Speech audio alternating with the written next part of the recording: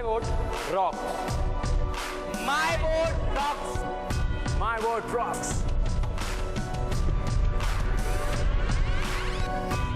Hello and welcome to My Vote Rocks, which is coming to you from the absolutely stunning location of the City Palace in Jaipur, Rajasthan. Of course, going to the polls. Assembly elections are around the corner in a number of states, and then we will be building up to national elections at some point. So we are out here with a large number of young people and some very special guests to continue to do what we've been doing on My Vote Rocks, which is find out what young people across the country are thinking on a large number of issues.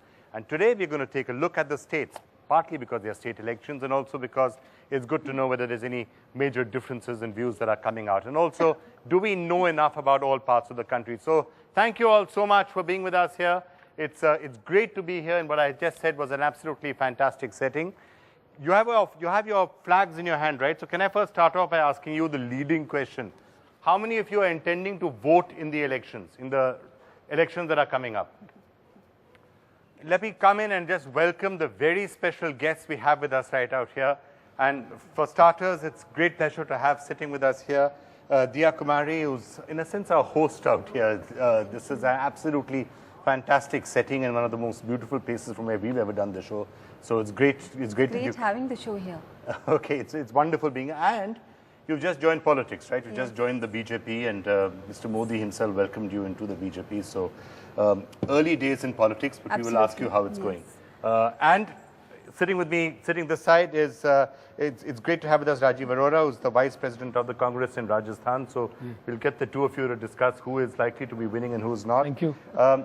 Also with us, Chavi Rajawat, the Sarpanch of Soda and the District Tonk, right here in Rajasthan. Chavi, great that you could tell us. We'll get a sense from you as to what's actually happening out there in rural Rajasthan, and you'll tell us exactly who's going to win the election, right? Absolutely. Down to the nearest seat and the vote share. Okay, fine, great. And Mohan Maharishi is ex-chairman of the National School of Drama. Thank you so much, sir, for being with us as well. Actually, why don't I start off by first getting a sense of what is happening here in Rajasthan. Now that we are here, which way do you think the Rajasthan elections are headed?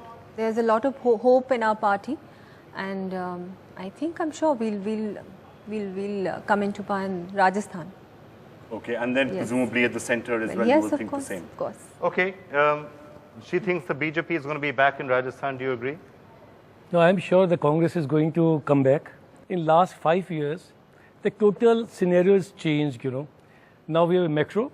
There are many bigger cities than Jaipur. They do not have that kind of transport system we have in Jaipur. You just make a very nice canal going from Jaipur to the Agra road, Ghaki Guni Canal is called. And people come and the tourists come to Jaipur to see the heritage where we are sitting now.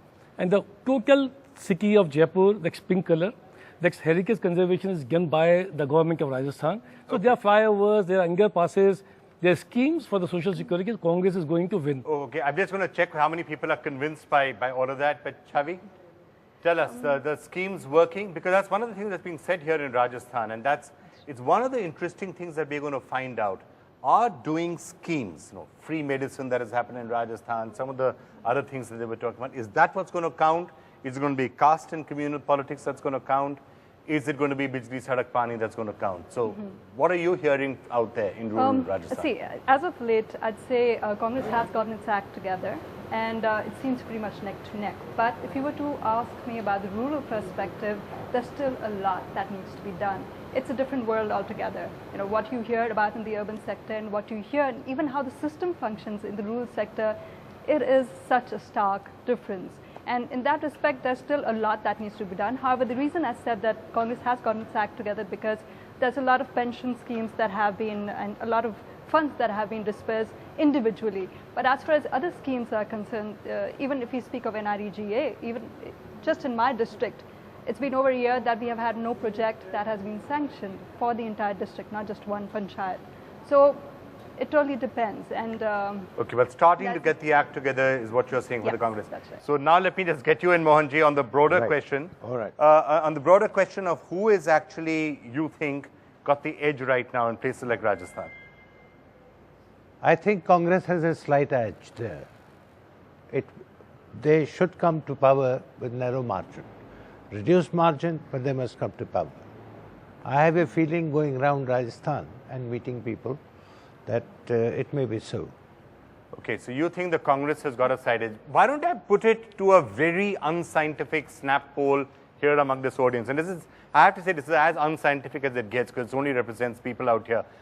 Put up your flags. Those of you who are voting Congress, well, red is closer to saffron. So those who are voting for the BJP, red. Those who are voting for the Congress, green. BJP, Congress, quick vote.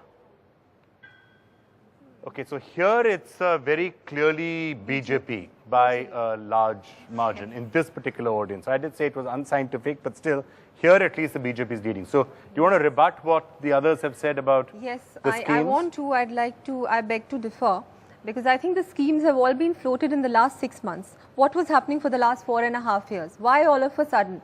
I mean, why? Just because the elections are coming close. It's election time, so we float all these things so people vote for us. Because it hasn't been implemented properly. So what is happening then? Even I'm not satisfied. I wasn't. I entered politics just last month, but because of dissatisfaction with the way things are, with inefficiency, with things not going according to what they should be going. Look at the state of tourism in our state. Look at a lot of things. It's just not what it should be. There's so much potential, but it's not being tapped.